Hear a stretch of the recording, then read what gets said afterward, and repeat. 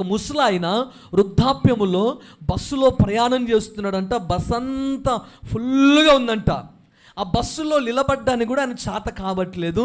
ఎలాగైనా ఓర్పుతో ఎవరైనా దిగితే నేను సీట్లో కూర్చోవాలని చెప్పి చాలాసేపు ఆలోచన చేస్తున్నాడు. అతనికి ఎవ్వరు కూడా ఆ బస్సులో నుంచి కిందికి దిగట్లేదు. అలాగే మరి నిలిచి ప్రయాణం చేస్తూ ఉన్నాడు. ఆ ముసలాయన్ను ఒక యవనస్తుడు గమనించి, పెద్దాయన చాలాసేపు నుంచి నువ్వు నిలిచి ఉన్నావు, ఇదిగో నా సీట్లో కూర్చో, పర్వాలేదులే అని అంటే, వద్దులే నాన్న పర్వాలేదులే నువ్వు కూర్చో అంటే, దీనికేం ఖర్చు కాదులే పెద్దయ్య కూర్చో అని చెప్పి ఆ పెద్ద ఆయన్ను తన సీట్లో కూర్చుండబెట్టాడంట. ఆ ఇద్దరు ప్రయాణం సాగిపోయింది.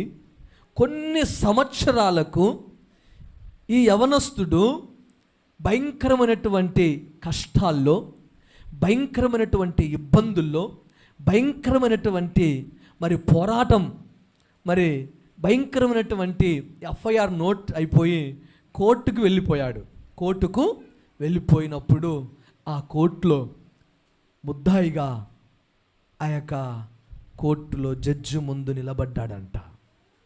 ఆ జడ్జి ఆ యవనస్తుని చూస్తున్నాడట. ఆ జడ్జి యవనస్తుని చూస్తూ ఉన్నాడంట. ఆ యవనస్తుడేమో చాలా భయంతో, వణుకుతో, భయపడుకుంటూ జడ్జి ముందు కూర్చున్నాడంట, నిల్చున్నాడంట. అప్పుడు జడ్జి మాట్లాడుతూ ఉంటే కన్నీటితో నీళ్లు కారుతున్నాయంట. భయం వేస్తుందంట. వాళ్ళంతా గొగ్గిరిగాలి పరిచినట్టుగా అవుతున్నాయంట.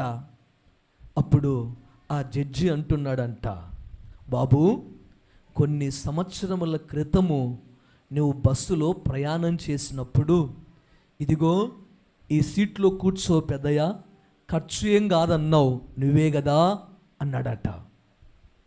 అప్పుడు ఆ యవనస్తుడు తల గీరుకొని ఆలోచన చేసి, అవును సార్ అన్నప్పుడు ఆ యొక్క జడ్జి గారు అంటారు, ఇదిగో ఏమి ఖర్చు కాదు, ఈరోజు ప్రభు అయిన యేసుక్రీస్తు వారు మానవాళి పాపమును క్షమించాడు. ఒక్క రూపాయి ఖర్చు లేదు. ఒక్క రూపాయ ఖర్చు లేకుండగా తన స్వరక్తం ఇచ్చి సంపాదించినటువంటి మనుషులు మనం. కాబట్టి ఏ ఒక్క రూపాయి కూడా నువ్వు చెల్లించనక్కర్లేదు. నిన్ను ఇదొక్కసారి నీ కేసు కొట్టివేస్తా ఉన్నాను. ప్రైజ్ ది లార్డ్, హల్లెలూయా. ఏం జరిగింది? చిన్న సీట్లో కూర్చోడానికి ఈరోజు మనం ఏమేమో చేయాల్సిన అక్కర్లేదు. ఈరోజు నువ్వు ఏమేమి పెద్ద పెద్ద ప్రార్థనలు చేయాల్సిన అవసరం లేదు. ఆయన జన్మను, ఆయన జీవితమును, ఆయన శిలువ మరణమును, ఆయన పునరుత్థానమును, ఆయన రాకడను కలిగి నీవు ఉంటే, నీవు అనేకులకు ఈ విషయాలు చెప్పగలిగితే, దేవుడు నిన్ను అనేకమైనటువంటి వాటికంటే అధికముగా నిన్ను హెచ్చిస్తాడు. హల్లెలూయా.